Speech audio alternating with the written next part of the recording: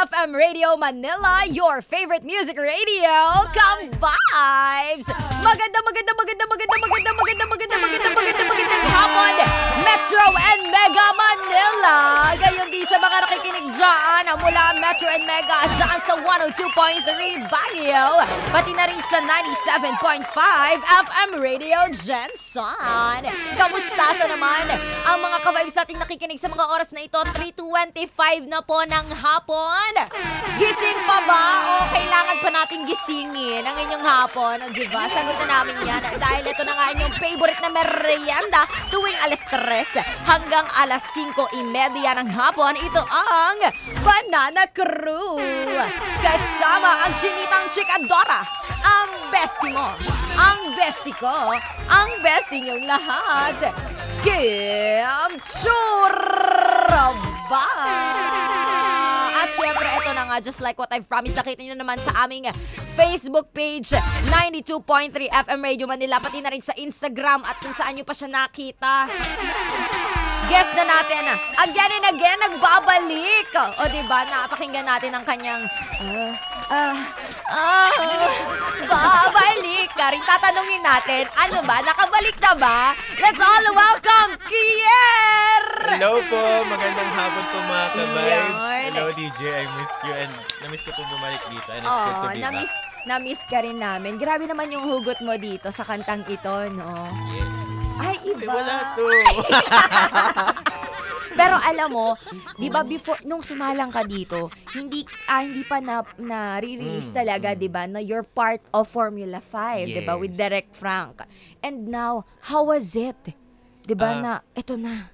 Iba po yung experience na sabi ko nga pag nagso-solo, meron kang music on your own na pinapakita. Tapos iba rin kapag nagiging grupo kami as Formula 5 with Sean, Kirby, Oliver, and Derek Frank. Pag buo kami, I feel like I'm more confident. I feel like meron kaming bagong tunog. Bukod dun sa pagiging emotero ko as my solo. Oo naman. Lagi mo nga doon kami sinasaktan. Sabi nga, ito pala pinapasabi ni Kiko Kalikot. Grabe yung kanta mo. Ang ganda daw at ang ganda ng boses mo. Kasi nagamit namin siya sa drama namin, radio drama, every morning. So, nakarelate siya doon. Naman magdrama pala. Oo, hugot na hugot eh. Yes. Pero ayun, how was it? Continue. Iba po yung experience, especially yung learning process na natutunan ko kung paano ko mahalin yung craft ko, especially yung pagsusulat, yung pagkanta, yung discipline na paalagaan yung boses, alagaan yung sarili kasi wala namang iba mag-aalaga sa... Ayan, parang nanawagan bigla, no?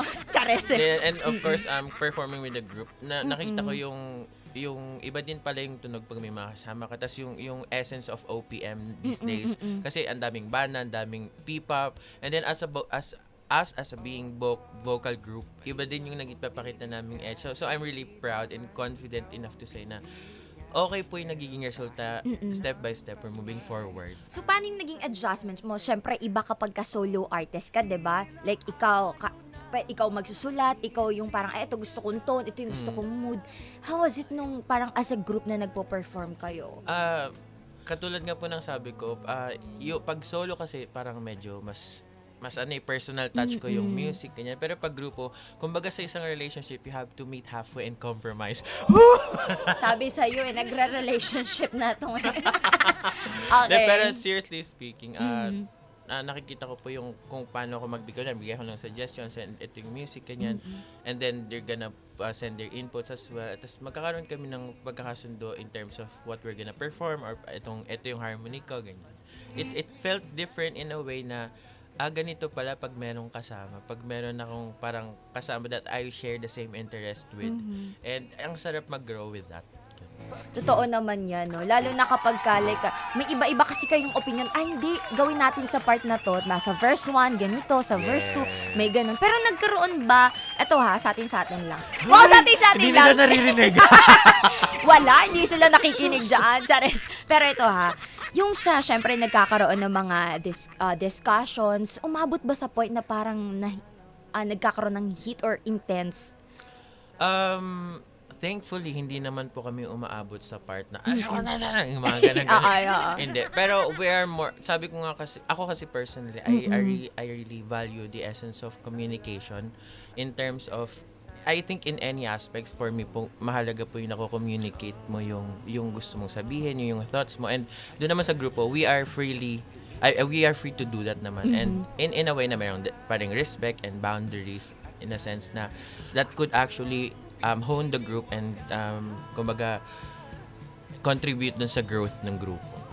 Yung nakaka-proud ka, Kier. Kasi 'di ba, nung last time na na-interview ka namin ni Bestie Jaiho, 'di ba parang iba na yung Kier. Bigla na nakakausap ko ngayon. Ang dami niya ng wisdom tooth, chares. Hindi, pero 'di ba parang nag-share ka, natutuwa ka, and yung experiences mo, nakikita ko sa mata mo na you're very, very happy and excited sa bawat mangyayari or sa future pa na mga magagawa mong projects, and of course hindi lang as solo but with Formula 5. Pero eto, tatanungin kita, kamusta ba? Wala pa. Hindi, ito naman. Ito kasi narinig ko tong kanta mo is yung susunod na kanta, Pahiram. Ano ba yung gusto mong hiramin? Hindi, kasi... ano ba gusto mo? Eto, nandito naman. Ito. Ay! Chares, ano ba yun? Anong pinanguhugutan nitong Pahiram? My new song is entitled Pahiram, and it is a song written by Oliver Agustin, isa pong kasama ko din sa Formula 5 and co-artist. And kino-write ko lang yung feeling ko, mako-contribute ko dun sa song. But the entire song is all about people na hindi nabigyan ng proper closure. Ayun, sinabi ko na nga ba. And then? Tapos, kumbaga, we left ourselves no choice but to just, kumbaga, mismo mag-reminisce ka dun sa memories na meron kayo. But at the same time, kung dyan ka sasaya, sige go. Parang ganun. Ay, ganun. Parang hinayaan mo na lang yung love Pero na yun. baka pwedeng pahiram ng kahit konting oras mo. Kasi, ngumingiti ka na ngayon, pero sa iba, parang ganun. Hindi na sa akin. Ang sakit mo na. Ang dami sinabi. Pero ikaw, naranasan mo na ba yun? Yung point na pahiram naman ng konting oras mo sa tao. Opo. Kailan yun nangyari? Charis! Mga year. Hoy! Joke lang. Kayo ha? Hindi, pero nung naranasan mo yun, paano ka nag-move on? Hindi, dinamdam ko talaga yung pain, umiyak talaga ako. Pero the outlet na ginawa ko is through writing talaga. Like, nagsulat ako ng poems, ng song, tapos inisip ko talaga na mag-dwell sa pain na yun. And then, eventually, I get over it. Kasi, naniniwala ko that we never really move on. We just get used to the person na wala na sa atin. Hindi naman ikaw ang pinili niya, pero grabe naman yun. Pero eto ha, bago ang lahat, syempre, madako naman tayo dun sa mga nakikita ko sa mga post mo, diba? You're not just on cam, working. Pati behind the cam, diba? So, paano naman yun? Paano yung experience mo? Kasi po, nung nagsa-start ako sa FLM, sa group ni Direct Frank, nakita ko po na they're also doing the things that I also love. Gusto ko din po kasi working behind the camera, which is yung pagiging stage manager and all that. Tapos, sabi ko, I wanna try it kasi gusto kong ma-feel yung chaos behind, yung beauty behind putting up a show, ganyan. And as well as, as time goes by, nung nararanasan ko na kung paano mag-work behind the camera, I realized that it is really important for me naman as an artist kasi it keeps me grounded, it keeps me humble, it teaches me the things na i-appreciate ko more of the people behind the camera because it's really hard to put up a show. It takes a village to create a big and successful show, and nare-realize ko na as an artist na it gave me the discipline enough to say and na mabigyang respeto yung mga tao behind it. So, yun, na-appreciate ko both being an artist and being behind the camera. Thank you for sharing that, Kier. Alam mo, totoo yan, no? Just to share you din, mga ka-vibes, no? Ako din, I've worked sa prod kasi nga gusto ko rin malaman kung paano ba parang binubuo itong klaseng program, the segment, 'di ba? Paano nag-work behind din, 'di ba? Parang before ka naman talagang before naman mag-start ka talaga sa pinaka yes. simula. ganun yung gusto ko by process. Yes. Para unti-unti, nalalaman ko na, kasi kaya ganyan, kasi ganito. Diba? Yes. Totoo yun mga ka-vibes. Kaya please lang, wag po tayong masyadong magmayabang agad, diba? Wag naman nating maliitin. Ayaw ko nun. Yung mamaliitin mo, yung Mga trabaho tao behind. ng iba. Dapat, actually, mas masaya nga mag-work kapag you really love them, diba? Na magaan yung loob mo, nakikisama ka sa lahat po ng tao na may iba't ibang work, diba? Totoo yan. Kaya Yes. thank you so much And of course, for sharing that. Special shoutout kay Direk Fred kasi siya po yung dahilan kung ba't po naranasan ko yung mga bagay niya. And bakit ako nandito, bakit ako nag-release din ng music ko. Finally, that people get to see me more, get to see my music, hear my music, ganyan. And also for me to be able to experience behind everything. Thank you po. Uy, eto naman, mapunta naman tayo sa sa songwriting and creativity mo. Kasi 'di ba, ikaw yung primary songwriter, tama ba, ng Formula 5? One Correct of the me if I'm wrong, ha? One Ano of ba the yung songwriters. Oo. So ano yung usual na process mo sa pagsulat naman ng kanta? Usually po, personally, yung ginagawa ko, mahilig talaga ako magbasa ng libro. Kahit anong books, ganyan. Pero favorite ko mga self-help books. And then from there, papakinggan ko naman yung mga music influences ko like Michael Pangilinan or mga international artists and also Moira, ganyan. Love na love ko si Ate Moy. Tapos, ayun, from there, magsusulat ako ng konting mga stanzas, ganyan. And then I have my guitar or the keyboard. And then from there, I work on with it. And then present ko sa kanila, gusto nyo ba ito, ganyan. Okay ba ito sa akin? Or okay ba ito kay ganito, ganyan. Then, eventually, create a song. And then yun na yun. Ayun na yun. Grabe naman si Kier. Napaka-dedicated, talagang mahal na mahal niya yung ginagawa niya. Very passionate, 'di ba? Ika nga nila. Pero eto na nga, Kier. Syempre, unti-unti mo nang nakukuha, or nandun ka na sa pangarap mo eh. So, what's more to come pa for Kier? I'm aiming for collaborations with mga artists na nilolook up ko. Like? Miss Regine, Ben and Ben, Moira, and all that. And also, create more music that can be used sa mga OST sa movie, ganyan. I'm really into that kind of dream right now.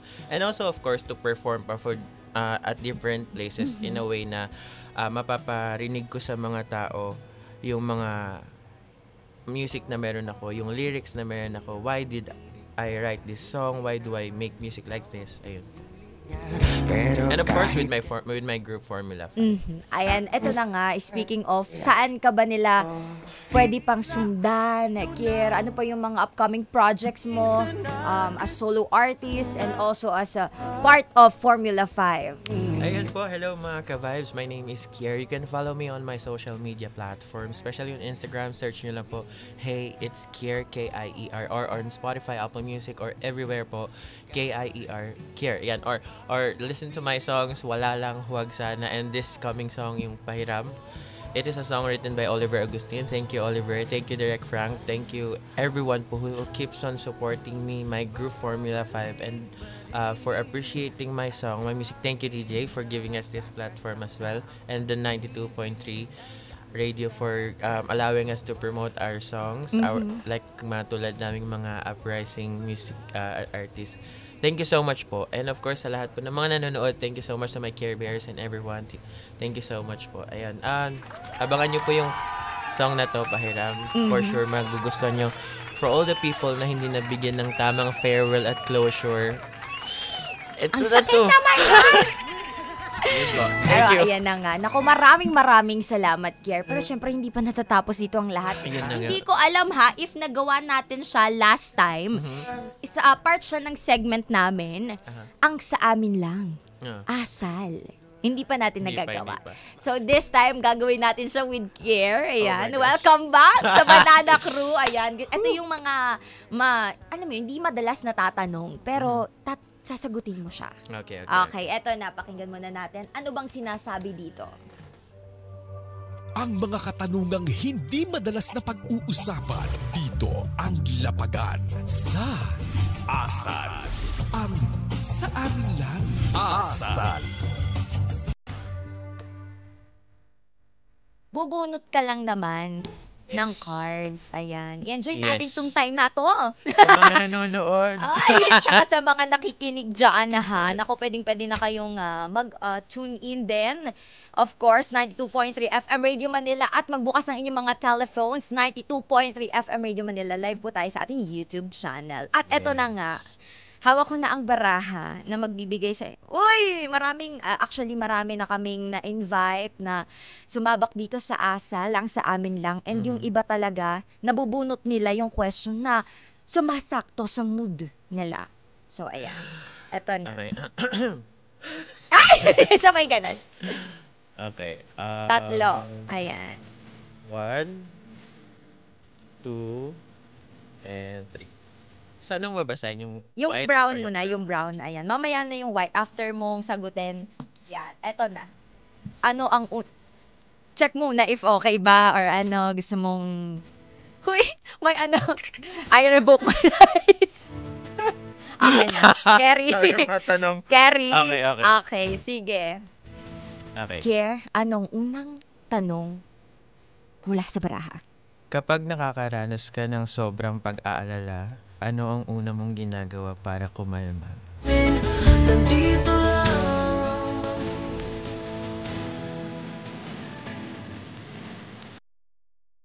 Una ko pong ginagawa pag nag-worry ako, I always pray. I make sure na hindi sinasurrender ko siya kay God. Not to sound so spiritual, but like it is really my thing po. Every time pupunta ako ng kung saan or every day I wake up and before I sleep, and then kapag talaga parang best friend ko si God, like ito yung na pinagpe-pray ko talaga. And at the same time, I have these close friends that I just really throw my baggages ganun, that they really are there for me, and so I'm so thankful for them. Ganun. Kasi sa akin kasi mahalaga yung communication talaga. Like really, I really value when people tell stuff to me or what, and I get to listen. Kasi yung effort pa lang na, and yung courage pa lang for them to open up is really a valuable thing. So might as well just listen and maybe give an advice, ganyan. So ganun po sa akin. Ganun yung ginagawa ko pag nag-worry ako. Ano naman ang sagot sa likod ng baraha? Ayan. Anxiety can be tough, pero lagi mong hawak kung paano mo ayusin yung reaction. Totoo. Focus on what's in front of you. Tama. Yes! Oh my gosh. Oh my gosh, this is me. O, diba? Sakto. Eto, tignan natin kung sasakto rin sa mood mo yung pangalawang tanong. Meron bang isang pangyayari na pilit mong iniiba ang takbo kahit hindi mo kaya? Hindi.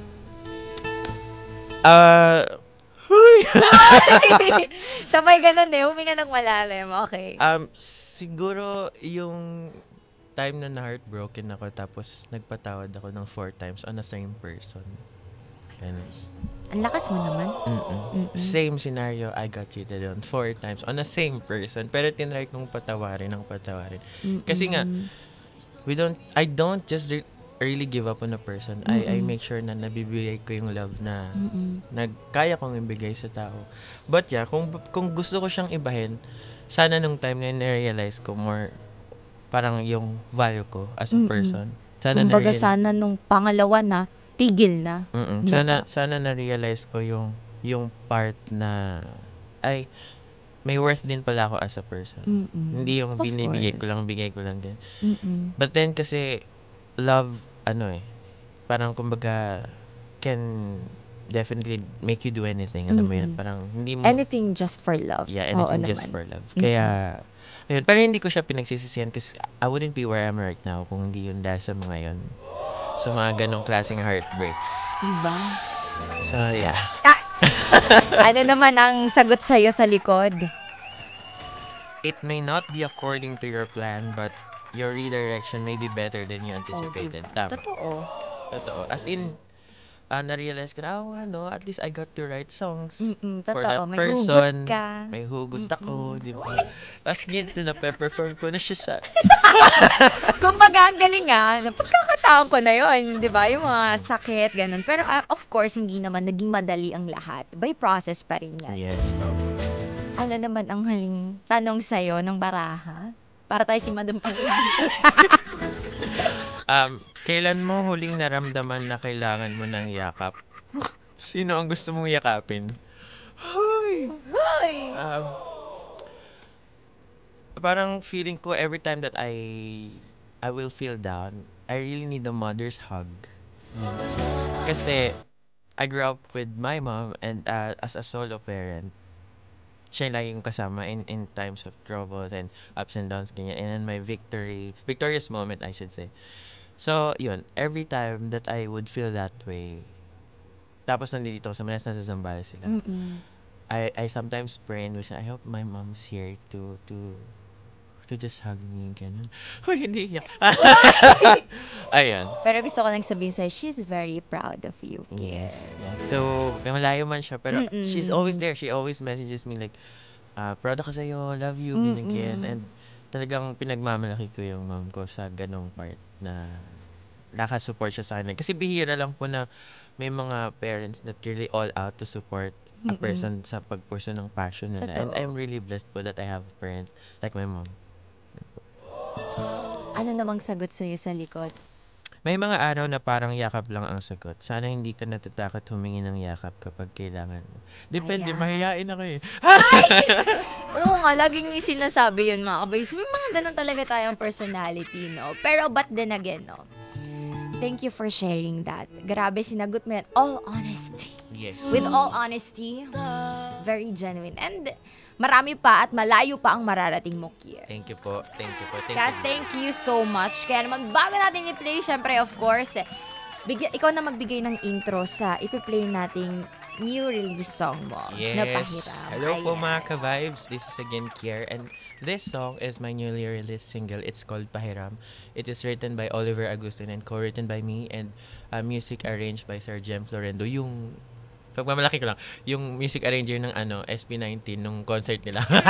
Yung this, oh my gosh. And of course, produced by Direct Frank Lloyd Mamaril. Thank you so much, Direct, under FLM Creative. So, ayun po. Sana po magustuhan nyo ito para sa mga taong hindi nabigyan ng proper closure. Ako rin.